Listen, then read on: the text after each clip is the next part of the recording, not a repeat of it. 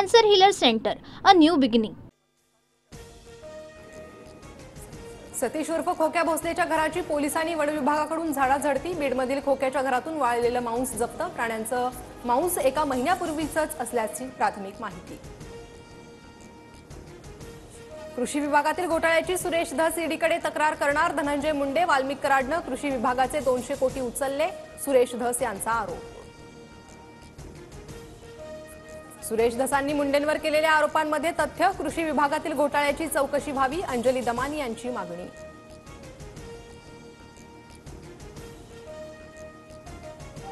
लहान गोष्टीसाठी जीवावर का उठता? हत्येआधी संतोष देशमुख आणि विष्णू साठेमध्ये झालेला संवाद समोर। वैभवी देशमुखचा तपास यंत्रणांसमोर जबाब। पुण्यात महिला दिनाच्या दिवशीच मद्यधुंद तरुणाचे भर रस्त्यात अश्लील कृत्य। Video viral. गाडी मनोज अहुजा व्यक्तीच्या नावे असल्याची माहिती। तरुणावर गुन्हा दाखल करण्याची प्रक्रिया सुरू। मुलांमध्ये स्त्री सन्मानाची भावना निर्माण करणं आपलं कर्तव्य। महिला अत्याचारांच्या घटनांवरून मुख्यमंत्री फडणवीसांचं वक्तव्य।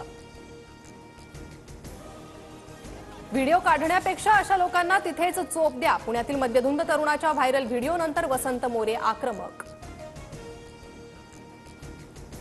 उच्चभ्रू असो की कोणी असो त्याला शिक्षा व्हावी, तरुणाची धिंड काढली पाहिजे। पुण्यातील तरुणाच्या अश्लील कृत्यानंतर संजय शिरसाट यांची प्रतिक्रिया। काँग्रेसची मस्साजोग ते बीड सद्भावना यात्रा। आज आणि उद्या सद्भावना यात्रेत मोठ्या संख्येनं नागरिक सहभागी।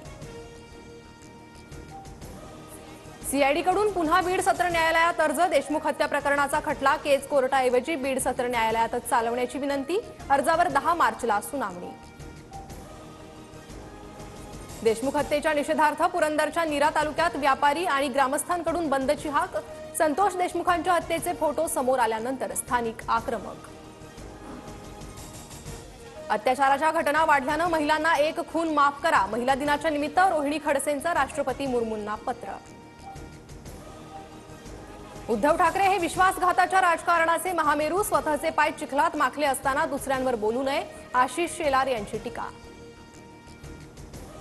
मुंबई गोवा महामार्गात कोट्यवधींचा डांबर घोटाळा झाल्याचा आरोप। याचिकेतील कंपनी मंत्री उदय सामंतांच्या वडिलांची असल्याची माहिती।